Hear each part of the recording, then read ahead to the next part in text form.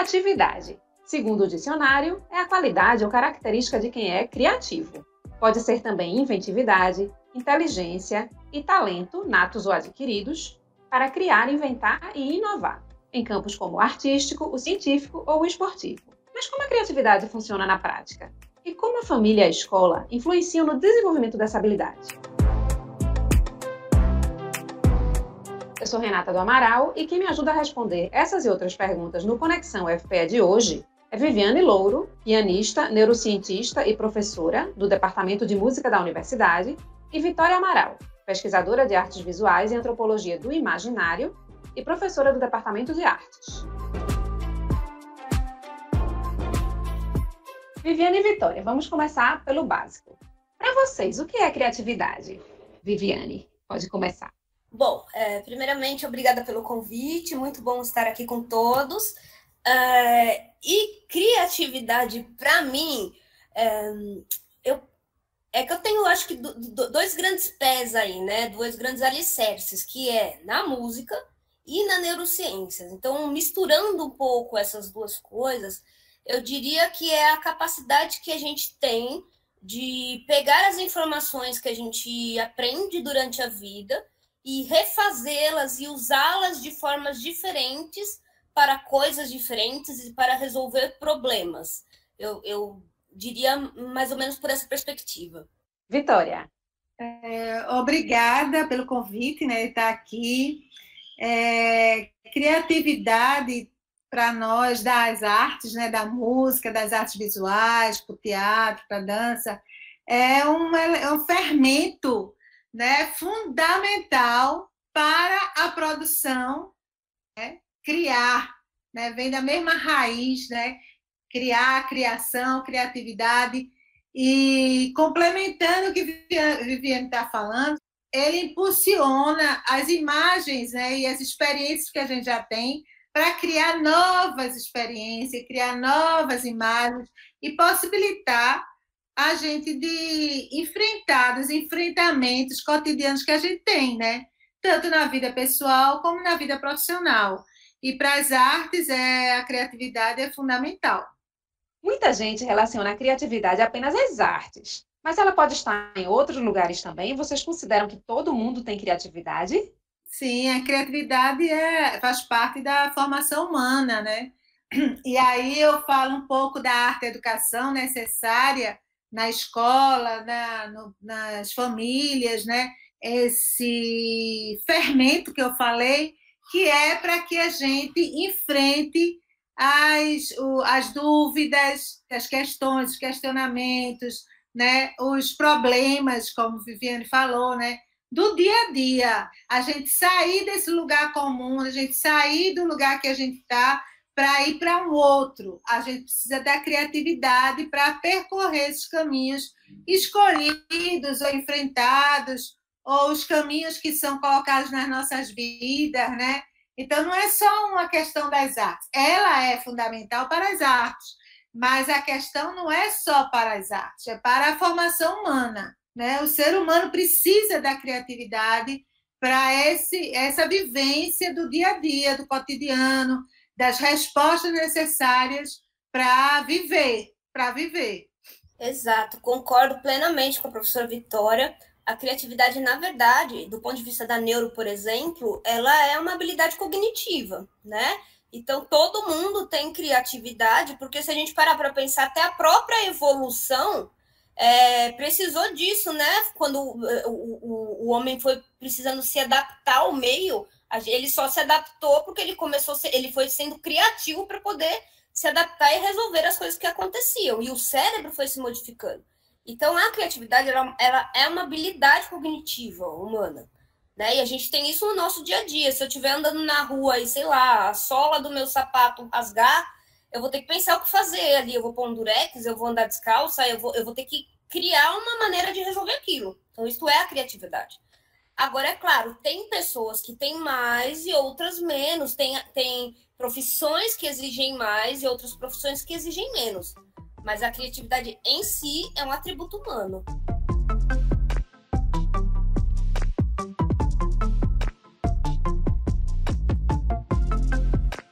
Viviane, um relatório da Organização para a Cooperação e Desenvolvimento Econômico sobre as habilidades socioemocionais dos jovens mostrou que adolescentes de 15 anos se consideram menos criativos do que crianças de 10 anos. A criatividade muda ao longo da vida, da infância até a velhice?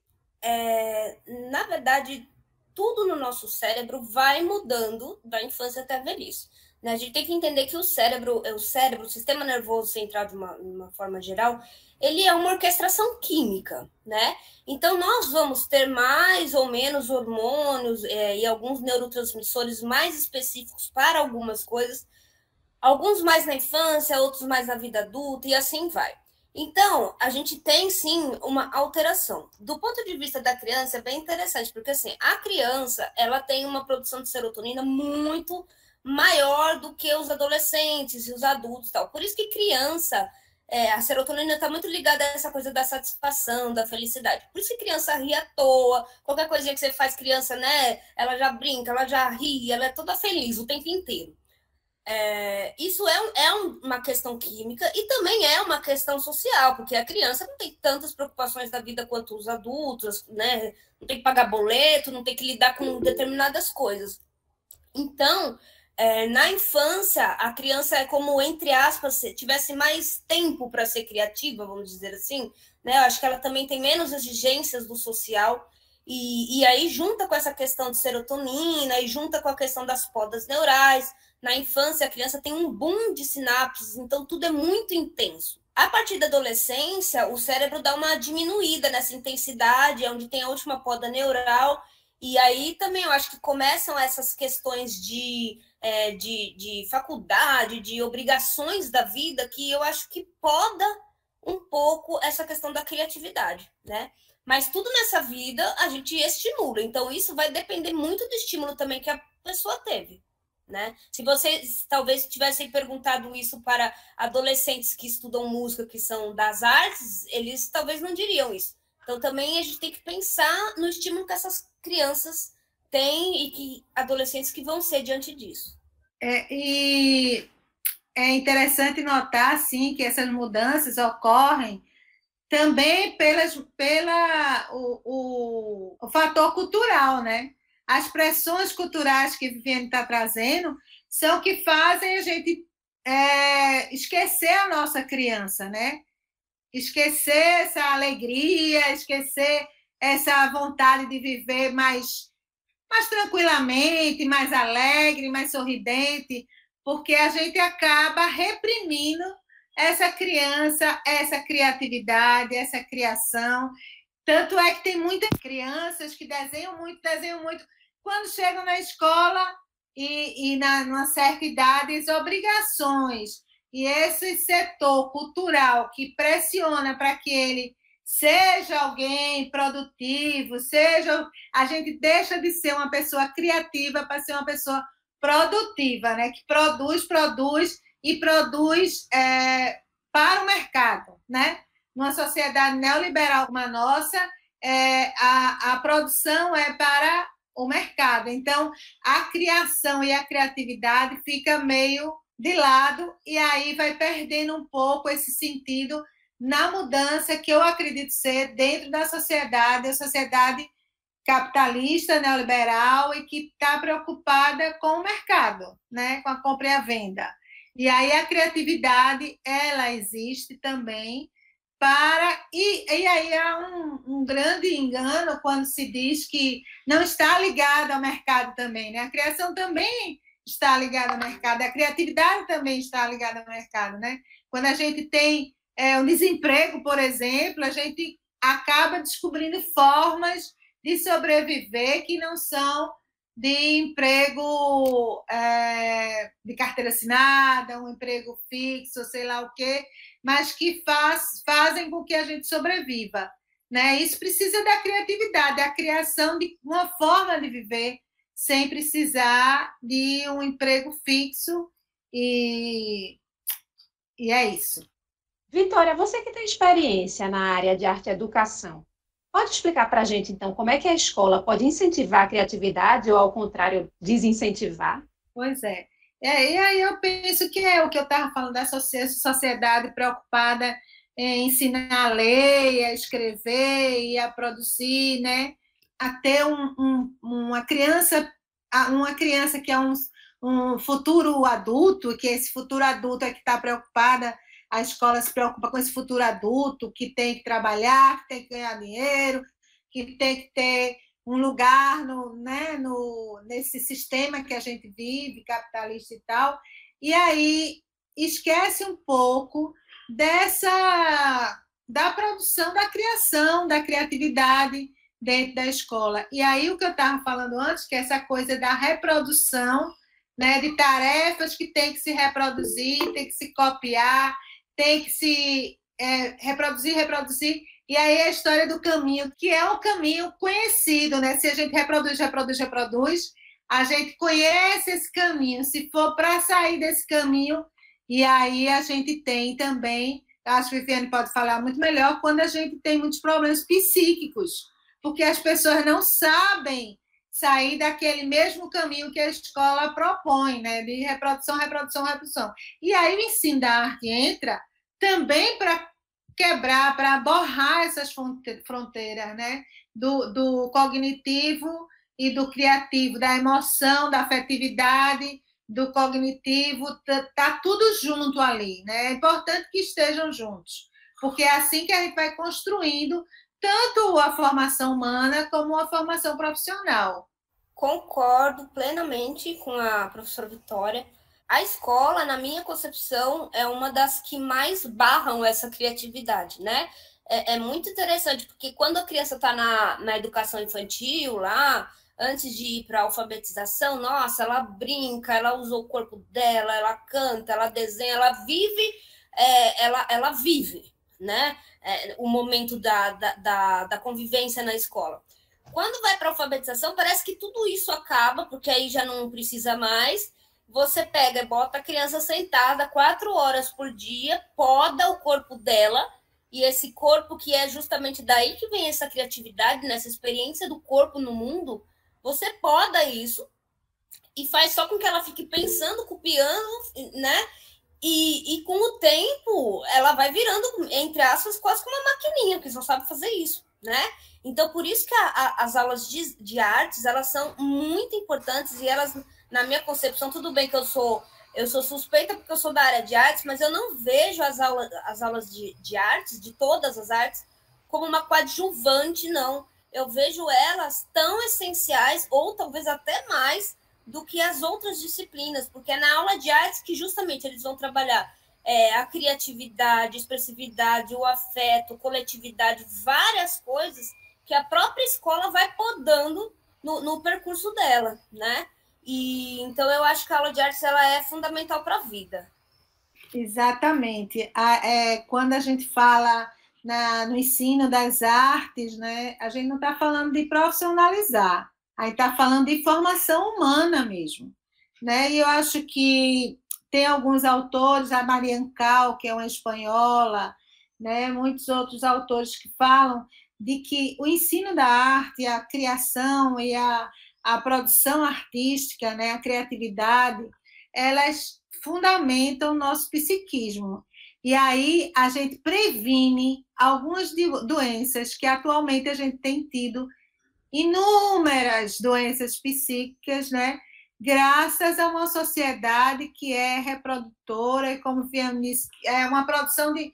Herbert Reed, né, fala sobre uma produção de robôs, né?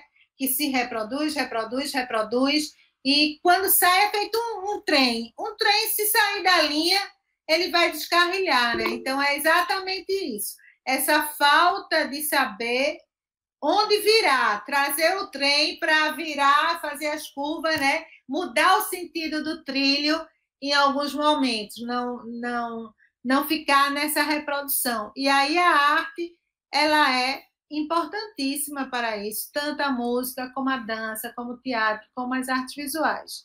Cada um as artes visuais, a produção artística que surge desde da Garatuja, é um processo de compreensão de mundo, né? É um processo de compreensão de mundo que a criança vai ali entendendo que mundo ela está e ela vai ampliando a partir dessa visualidade. Na música, na dança, o corpo, a voz, o gesto, tudo isso faz parte dessa aprendizagem de ser pessoas, de serem gente, né?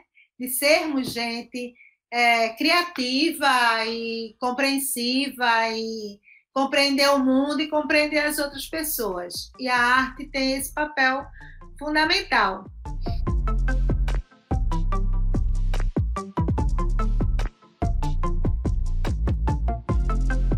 O que eu penso também é que, independente da aula de artes, que, enfim, a gente já falou bastante aqui dessa função, a criatividade, ela deveria, na verdade, estar na escola em outras questões também, né? Então, por exemplo, vou dar um exemplo. O professor passa um conteúdo X e aí ele fala, então vocês vão fazer a atividade tal do livro e depois tem uma prova que é ele que decide as perguntas e ele meio que define, então, quais têm que ser as respostas. Não tem espaço para criatividade nisso, né? Ao passo que o professor pode, ao invés ele pode dar um pouco do conteúdo e falar, ó, agora eu vou dar, sei lá, meia hora para vocês fazerem uma pesquisa e construírem alguma coisa em cima disso que a gente está conversando. Ou ele pode, ao invés de dar uma prova fechada, pedir um trabalho justamente bem livre, que a pessoa possa usar a criatividade dela. Então, a criatividade, ela não está focada na aula de artes. As pessoas têm muita essa ideia aí fora de que criativo você só pode ou deve ser criativo na aula de artes. E não, deve ser isso em qualquer momento, né? E só queria contar essa experiência, eu tô com essa questão da pandemia, a gente está com as aulas online, né? E eu dou aula aqui na licenciatura em música. E eu tomei a liberdade de propor um pouco isso, de tentar ser um pouco mais aberta e deixar os alunos serem mais criativos. Então, as atividades, por exemplo, que eu dou para eles, eu sempre dou o conteúdo assíncrono, né? Aí eles têm lá que ler um texto, assistir alguns vídeos. Eu trabalho muito com filme, porque eu acho que o filme também é muito criativo, enfim. E aí eu sempre falo para eles, vocês têm que entregar um trabalho que pode ser qualquer coisa, desde que seja qualquer coisa que esteja relacionado com esse assunto que a gente está tratando, né? Então, eles podem escrever texto, fazer mapa conceitual, fazer portfólio, gravar áudio, vídeo, podcast. Eles podem fazer o que eles quiserem sobre aquele conteúdo. Eu experimentei fazer isso e está dando super certo, porque as pessoas, elas são diferentes. Tem gente que escreve muito bem, agora tem gente que fala muito bem, não escreve tão bem. Tem gente que tem altas imaginações, tem gente que desenha, já apareceu desenho na minha aula, com várias setas, com coisas. Então, quer dizer, eles mesmos vêm trazendo que, assim, professora, muito legal isso, porque a gente fica livre para fazer o que a gente quiser. E esse fazer o que quiser não significa baderna, não, é fazer o que quiser dentro da proposta do conteúdo, né? Então, a gente pode ser criativo nas nossas aulas, mesmo que a aula não seja exatamente de artes. Concordo com a Viviane, porque é uma potencialidade humana, né? É uma potência humana. E ela também faz nessa formação, ela ela é fundante para que a gente tenha um olhar crítico, né? Um olhar crítico do mundo, né? Bem freiriana, assim. Acho que é questões políticas, econômicas, todas as questões sociológicas, elas estão também atreladas a essa criatividade, esse olhar para o mundo, né? Entender o mundo. Então, a arte, ela é fundamental, mas a criatividade, ela não está só relacionada à arte. E aí, uma questão que eu sempre coloco é que é importantíssimo que, na pedagogia, professores que trabalham nos anos iniciais tenham essa formação artística também, artístico e cultural, né? Ir para o cinema, ir para o teatro, ir para ver uma exposição, para que eles possam também trazer essa criatividade, essa forma de criar dentro da sala de aula, que não é só das artes, né? Que são de todas as áreas de conhecimento, elas estão na base de todas as áreas de conhecimento, porque faz parte da formação humana, né? E aí Feiga fala sobre isso muito bem, Feiga Ostrov, e ela traz que é uma potencialidade humana que está na base de todas as áreas de conhecimento e todas as formas de criar, seja criação artística ou científica ou qualquer uma, né? Então, é importante pensar essa criatividade como uma potencialidade humana, um elemento de fomento para a vida humana, saber viver. E a família, vocês consideram que ela também pode estimular ou tolher a criatividade? Ah, totalmente. Sim, claro. Quer falar? Pode falar, Vitória. Sim, claro, é totalmente, como o Viana estava falando, que eu tenho até uma experiência, eu tenho uma amiga que ela é de São Paulo e trabalha em Madrid, e ela trabalha com crianças muito pequenas, a partir de 6 meses de idade. E eu sempre desconfiava disso, 6 meses, o que é que essas pessoas vão fazer, essas pessoas vão fazer, né, com 6 meses? E realmente são atividades muito cognitivas mesmo, de colar, pintar, fazer coisas muito simples. O grande papel, quando ela está trabalhando com essas crianças, são as famílias, o papel que ela interfere, como ela interfere nas famílias. E aí, nas famílias que começam a pensar os jardins, começam a pensar a organização da casa, porque quando essas crianças muito pequenas vão para as aulas, elas vão com os pais, vão com as famílias, com os avós, com uma pessoa, mas ela acaba criando situações de que as famílias estão junto com a criança, sabe? E aí elas vão produzindo um ambiente criativo dentro de casa, né? Que essas crianças realmente vão crescer de uma forma muito mais saudável, né? Muito mais livres, muito com um olhar muito crítico, um olhar para o mundo diferenciado de outras que só repetem, que é o contrário, uma família que não brinca com a criança, não traz jogos de montar, né? Quebra-cabeças e pintar e desenhar, e montar os desenhos, de botar as roupas da boneca de papel e criar coisas, elementos que se compõem, música, dançar, cantar com as crianças. Isso dá um ambiente familiar muito mais criativo e muito mais rico em todos os aspectos para a aprendizagem de qualquer. E isso desperta um clique assim para a aprendizagem, não só das artes, para qualquer área. Ele pode escolher qualquer área de conhecimento que ele vai se dar bem, se ele souber, né, despertar isso com criatividade. E a família é fundamental. Esse exemplo de Rita, essa minha amiga que é arte educadora em Madrid, é um exemplo assim fortíssimo, porque como ela trabalha com criança muito pequena, as famílias são muito mais arte educadas do que as crianças pequenas, que elas estão envolvidas nesse processo de criação e de criatividade. Concordo, é exatamente isso. Acho que a família tem um papel primordial nisso, né? Depois entra a escola, porque a criança está na família antes de estar na escola.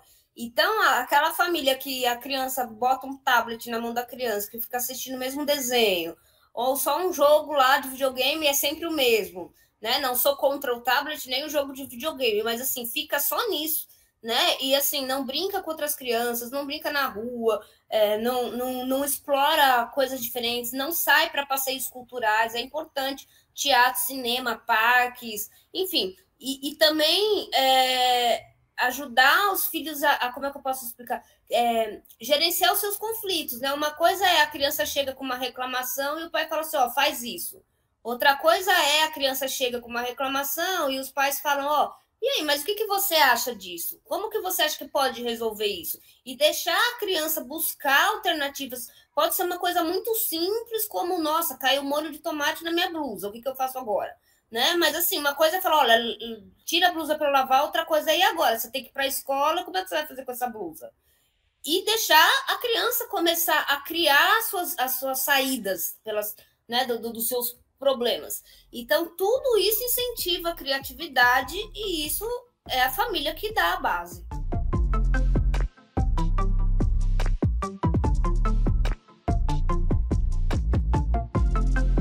Viviane, a criatividade ela pode ser exercitada? Existe algum tipo de treinamento mental para isso, de acordo com a neurociência? Olha, eu vou ser bem sincera contigo, eu não sei se existe algum treinamento específico baseado em neuro para a criatividade, porque na verdade esse não é o meu foco de pesquisa. Mas com certeza a criatividade pode ser treinada, né? Porque todas as habilidades cognitivas e emocionais nossas podem ser treinadas e podem melhorar, né? Assim como podem piorar também se a gente deixa de treinar ou se a gente treina errado alguma coisa, né?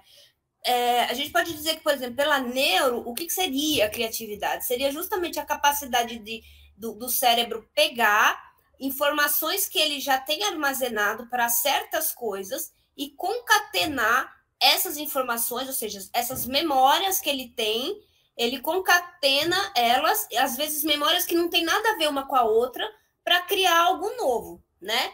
Então, quanto mais repertório de memórias eu tenho, então quanto mais eu vivencio, quanto mais eu escrevo, quanto mais eu leio, a leitura é muito importante para a criatividade. Quanto mais eu tenho uma vida imagética, né, mais repertório de memórias eu tenho para quando eu precisar usar a minha criatividade, eu posso pegar essas informações de locais diferentes, misturar elas e criar algo novo. Né? Então, você treina, sim, a criatividade, assim como você treina a atenção, memória, raciocínio lógico, você também treina a criatividade.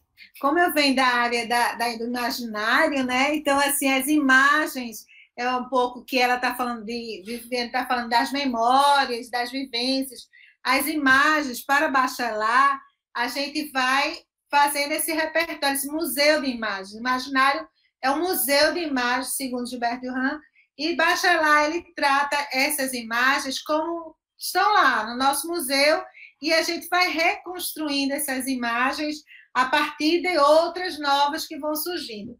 Uma vez um aluno, eu falando sobre imaginário, disse, entendi o que é. O meu irmão, na época de telefone celular de cartão, que eu acho que os meninos nem sabem o que é isso.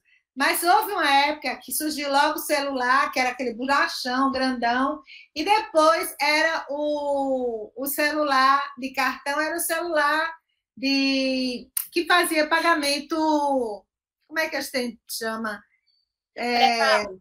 Pré-pago, isso, um pré-pago. E aí ele imaginou, né? Ele conhecia o celular e conhecia o orelhão que botava o cartão dentro do orelhão na época. Então, o que ele imaginou? Ele juntou essas duas imagens e na imaginação dele, ele colocou um cartão dentro do celular, como a gente fazia com o orelhão.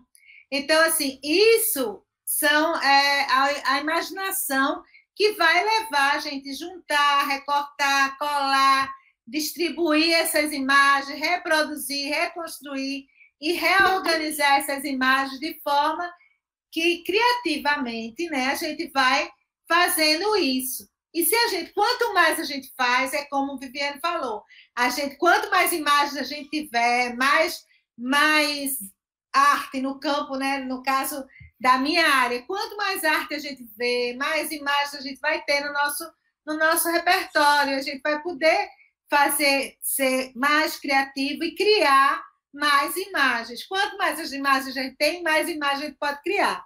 E aí lembrei também que a preocupação da escola com escrever e ler, que as crianças, antes mesmo de começarem a ler as palavras, elas leem as imagens, né? E as imagens são desde a marca da Coca-Cola, logomarcas que eles veem já dizem, Coca-Cola, McDonald's, não sei o quê, mesmo sem saber ler e escrever. E isso já é um processo de aprendizagem que quanto mais se vê imagem, quanto mais se lê imagem, quanto mais se discute sobre imagens, mais repertórios ele vai ter para também uma criação e, enfim, ter uma criatividade mais apurada. Só mais uma coisinha completando isso, essa questão das imagens, né, são super importantes, mas a gente entender que, assim, imagem não necessariamente é só a imagem, a professora não está falando só da imagem, figura, né? A imagem é nesse sentido da experiência que a pessoa tem, né? Que a imagem pode ser, uma sensação, é uma emoção, um som, um gosto, ou seja, quanto mais repertório ela tiver de coisas, de memórias, de vivências dentro dela, mais subsídio ela vai ter para pegar essas informações e criar coisas novas. Exatamente, Viviane. As imagens, segundo a teoria do imaginário, não são imagens só visuais. É o paladar, os sentidos, né? A visão, a audição, o tato, o paladar. Quando a gente come uma comida, a gente sente o sabor. Esse sabor para o imaginário é uma imagem. E essa imagem remete a outras imagens. Por exemplo, vou comer o feijão da minha avó, né? Feijão. E aí, depois de muitos anos, ele vai comer o feijão e diz, poxa, esse feijão lembra a minha avó. Então, o feijão ele tem um sabor, que a gente vai sentir esse sabor, e é uma imagem que remete a outras imagens da memória, né? E são imagens que a gente tem das nossas lembranças, né? Da infância, da casa da avó, o cheiro para mim é muito forte, para mim essa memória olfativa para mim é muito forte. Eu lembro muito de muitas coisas a partir do olfato. Então, giz de cera me lembra demais quando eu entrei na escola. Quando eu pego o giz de cera, que eu começo a riscar, esse cheiro me toma para a minha infância, para a minha educação infantil.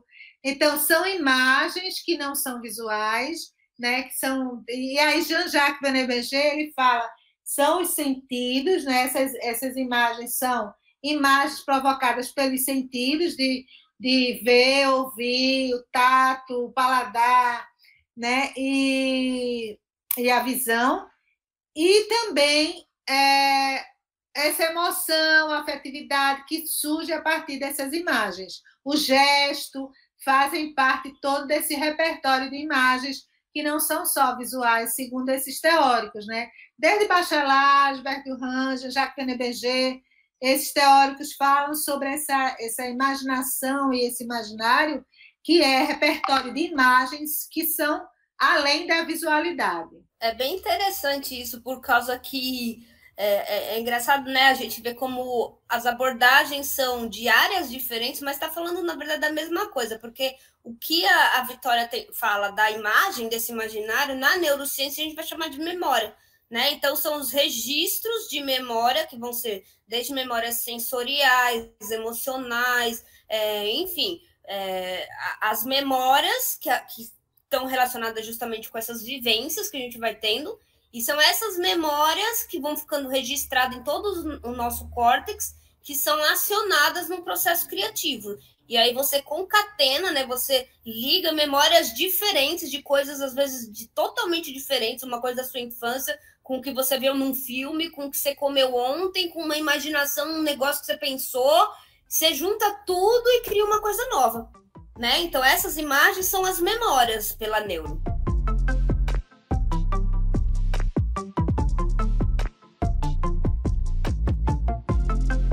Vitória, você trabalha com estudos de gênero. Você considera que a sobrecarga em cima das mulheres, de modo geral, deixa pouco tempo sobrando para que elas possam exercer a criatividade? É um pouco o contrário, assim, eu penso, porque assim, os homens eles têm uma sobrecarga, uma cobrança na nossa cultura muito grande, e que as mulheres, por não ter essa cobrança, acabam ficando em segundo plano, porque tudo que vem das mulheres, né, que está à margem, que são os bordados, os fazeres manuais, que são muito da casa, isso foi muito desvalorizado por muito tempo. Nesses estudos feministas atuais, né, dos feminismos, né, a gente está trazendo isso como o foco da pesquisa e do trabalho, trazer o que vem da mulher, dos fazeres da mulher, como importantíssimo para o cuidado, para a sociedade, para pensar a vida. Então, assim, eu vejo o contrário disso. As cobranças são muito grandes para o masculino, e dentro do masculino, a gente se encaixa nesse papel de trabalhar, ganhar dinheiro, manter família, né? É uma sobrecarga enorme para todas as pessoas, é claro, dentro de uma sociedade neoliberal capitalista, que o mercado e o dinheiro é o mais importante, traz um problema sério, principalmente para mulheres, para as mulheres, para os homens. Eu acho que os homens e as mulheres têm que pensar muito nesses papéis, nessa sociedade, nesse cotidiano dessa sociedade capitalista que a gente vive, que acaba deixando de lado a criatividade e desrespeitando e desconsiderando toda a criatividade da mulher como sendo em segundo plano, né? Coisas pequenas que não são consideradas. E houve um feminismo em que as mulheres, né, principalmente na época de Segunda Guerra, entre guerras, que os homens saíam e as mulheres ocupavam os papéis dos homens nas fábricas, nesses trabalhos que eram só para os homens. E aí há uma fala das feministas dizendo, não, o papel da gente é esse mesmo papel do homem.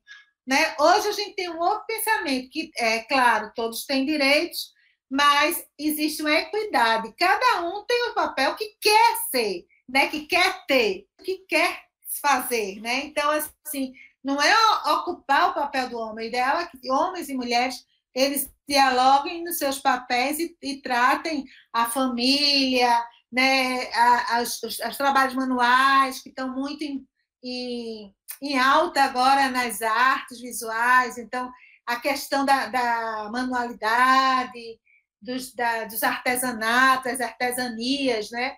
Isso está dando uma valorização do que vem, que muito tempo era desconsiderada, que vem muito da coisa da mulher. O que não quer dizer que os homens, tem homens fazendo bordado, fazendo isso, mas é um trabalho do feminino, né? Como assim, essa bater na mesa vem muito do masculino nesses papéis que a gente ocupa hoje em dia. E aí a gente vê que o feminino e o masculino está nos homens e estão nas mulheres, né? Tanto o papel feminino como o masculino. E às vezes a gente ocupa porque a necessidade, por exemplo, numa reunião que só tem homens, de coordenadores, né, de conselhos, se a gente não bate e fala alto e grita e xinga, ninguém vai escutar, a gente tem que fazer do mesmo jeito. Isso, mas às vezes há uma necessidade de a gente ocupar esse espaço.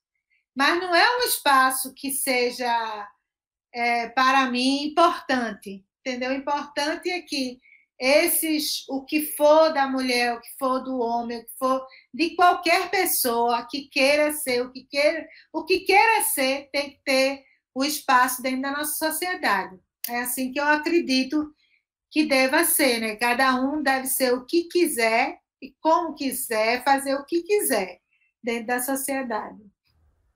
Eu também acho que a mulher, na verdade, é bem mais criativa que o homem, porque também tem essa questão que, né, ainda, infelizmente, geralmente é ela que cuida da casa, que cuida dos filhos, ainda muitas vezes trabalha. Então, assim, se você não tiver criatividade para resolver tudo isso junto ao mesmo tempo, né, é difícil. Então, eu, de fato, também acho que a gente tem uma sociedade que permite e espera, inclusive, que a mulher seja mais criativa que o homem. Há um sofrimento também, eu acho, por parte dos homens. Muitos homens, acabei de orientar uma dissertação que, assim, o meu orientando, ele sofreu muito, porque queriam que ele ocupasse um lugar do macho, do forte, do que joga bola, do que sobe em árvore, do que, sabe, de pula muro, dessas coisas, quando ele só queria era estudar, ler, desenhar, pintar, entendeu? Então, assim, obriga ele a ter um papel que ele não se sente à vontade nesse papel. E aí criam os problemas inúmeros, né, nas sociedades.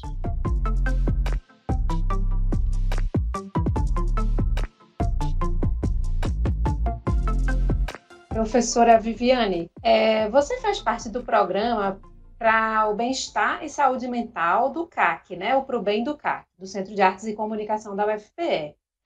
Usar a criatividade pode ser uma maneira de aumentar o bem-estar e até mesmo evitar o adoecimento mental?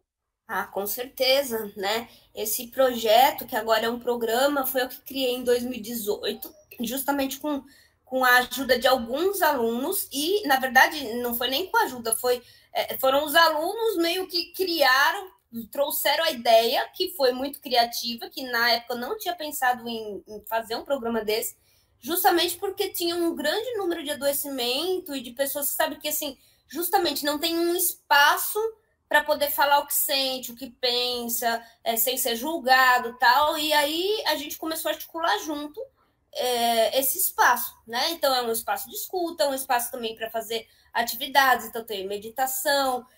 Antes, quando veio a pandemia e teve que parar tudo, a gente ia começar uma programação de rodas de leitura, de yoga, que, querendo ou não, são atividades que justamente fogem dessa lógica de ter que produzir, de ter que estudar, de ter que isso, e é mais criativo mesmo, né? Que vivencia mais o corpo, vivencia outras coisas, e justamente é nesse processo de você se desligar dessa rotina exigente e com essa pressão toda que a universidade às vezes coloca. Às vezes é a universidade, às vezes é o próprio estudante, né, que põe não, porque eu tenho que ser, porque eu tenho que fazer, porque eu tenho que ser ótimo e tal. Mas, enfim, tudo isso vira uma bomba na cabeça da pessoa. Então, quando ela tem um espaço para falar, para ser mais criativo, para exercitar o corpo, enfim, ela tem uma capacidade muito melhor de ressignificar todas essas coisas e lidar melhor com o estresse. Então, com certeza. Eu tinha falado antes de Marian Fernandes Cal, que é uma professora de Madrid, que eu fiz pós-doc com ela lá em 2011, e ela traz exatamente essa questão da arte, da criação e da criatividade como elementos para prevenir as doenças mentais. Isso, quando a gente trabalha desde criança, né, a questão da criatividade, a gente consegue, como eu já disse, a gente consegue ir organizando a nossa vida, mesmo nos problemas e nos processos mais caóticos da nossa vida, nas perdas, né, nos grandes problemas, a gente consegue desvencilhá-lo quando a gente tem uma criatividade e o processo criativo, que também ele é ártico também, né? A arte ela é catártica, e aí isso traz tudo que a gente, todas as nossas angústias, todos os nossos problemas, né, familiares e tal, para a arte, e acaba aliviando um pouco as dores.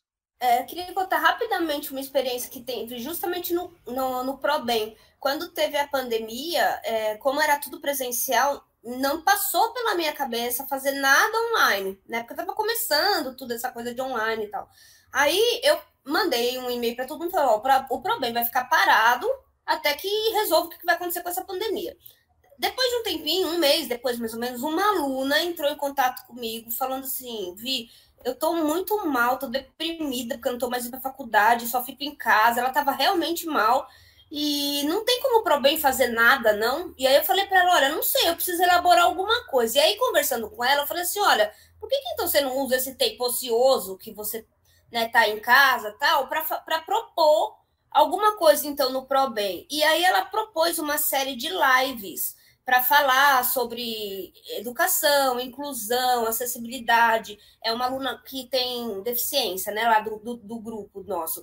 E aí ela queria falar sobre isso. Eu falei, tá, então propõe. E aí no começo ia ser uma ou duas lives. Eu só sei que a coisa foi tão legal que ficou. A gente acabou criando uma programação de atividades diárias de março a dezembro, pelo ProBem. Vários alunos fizeram várias coisas e depois ela ainda veio falar para mim, ela falou, olha, se não fosse isso, acho que eu teria entrado numa depressão muito grande, mas o fato de começar a produzir uma coisa, inclusive uma coisa bem diferente do que eu fazia, me salvou, né? Então, de novo, essa coisa da gente ser criativo para a nossa vida não está ligado a fazer arte, necessariamente. No caso, por exemplo, dessa menina, ela fez uma série de lives sobre temas e começou a trazer convidados, mas o fato dela pôr essa energia dela em cima dessa produção fez com que ela melhorasse. Então, a saúde mental, ela perpassa muito pela criatividade, na minha concepção.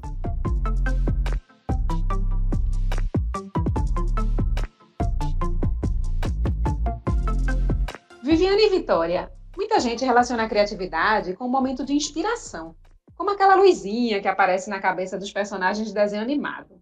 Nesse sentido, criatividade é apenas inspiração ou também é transpiração? A criatividade, ela é muita transpiração, porque eu penso assim, né? As pessoas costumam falar muito para mim, nossa, como você é criativa, porque, né, eu toco, eu faço vários projetos, escrevo, desenho, as pessoas acham que assim, nossa, você é inspirada. E aí, assim, uma coisa é ter a ideia, falar, nossa, tô a fim de fazer uma coisa, outra coisa é fazer a coisa, né? E esse fazer a coisa, que no final as pessoas veem um produto, enfim, alguma coisa e falam, nossa, que criativo, como se fosse do além. A coisa caiu isso do céu, né? E, na verdade, tem todo um trabalho em cima disso. Então, eu acho que, claro, tem esse momento inicial do insight, talvez, ou da ideia, ou dessa inspiração inicial, mas sem o trabalho nada acontece. O Beethoven, se eu não me engano, é o Beethoven que falava que, na verdade, é 1% de inspiração e 99% de transpiração as obras dele, que são, enfim, grandes ícones aí da humanidade. É uma constante aprendizagem, né? Acho que a gente já nasce aprendendo a distinguir a mãe do pai, né? Primeiro o peito da mãe, depois a mãe do pai, os familiares, e assim a gente vai aprendendo e vai criando esse museu de imagens, né? Com essas pessoas, com os objetos, com os lugares. Tudo isso vai fazendo parte do processo de criação da gente, de criatividade também, porque são imagens que a gente vai internalizando, e dependendo desse movimento, dessas imagens, dessa produção, do estímulo, né, com famílias que trazem mais lápis, pinturas, instrumentos, músicas, traz espaço para a criança brincar, jogos de montar. Tudo isso vai aumentando esse processo de aprendizagem e de criação. Eu acho que é tudo uma questão e cultural também, né? Depende do grupo cultural. Eu fui para a Bienal esse fim de semana e pensando como os indígenas, eles são criativos, porque eles, desde pequeno, eles vão ali produzindo com os pais, né?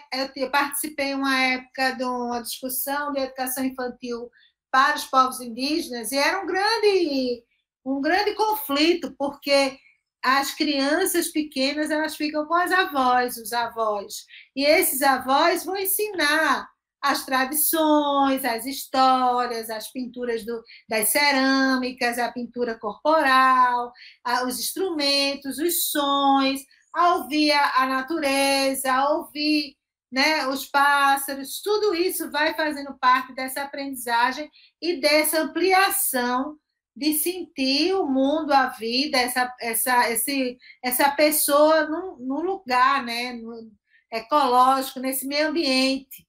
Então, assim, isso vai fazendo parte desse processo criativo também. Tudo que a gente vai experimentando, né? John Dewey fala sobre a aprendizagem a partir da experiência, e essa experiência ela faz cada vez se ampliando esse mundo para o ser humano, da criança para o adolescente, do adolescente para a criança, para o idoso.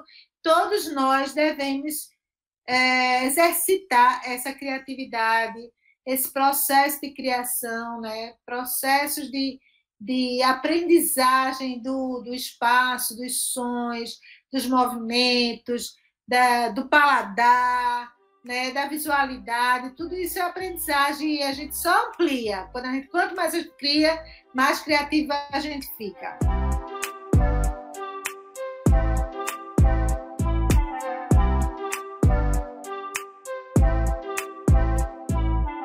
Vitória e Viviane, muito obrigada por essa conversa. Até uma próxima. Agradeço, Renata, Ariana e Anthony. Muito obrigada. Obrigada, foi um prazer estar aqui. E quero deixar um beijo para todo mundo da produção e que também está assistindo a gente, ouvindo, né, na verdade.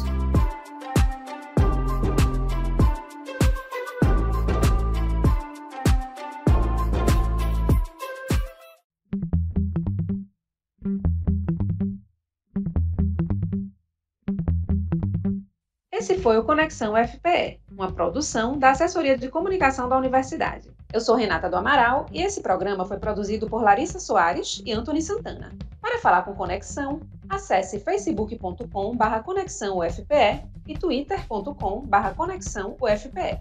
Deixa lá sua sugestão ou comentário. Também não esquece de seguir a gente no Spotify, Deezer, Google Podcasts, Apple Podcasts, Amazon Music e Mixcloud. Eu vou ficando por aqui e na semana que vem o Conexão UFPE está de volta com a Ariana Pacheco. Até a próxima!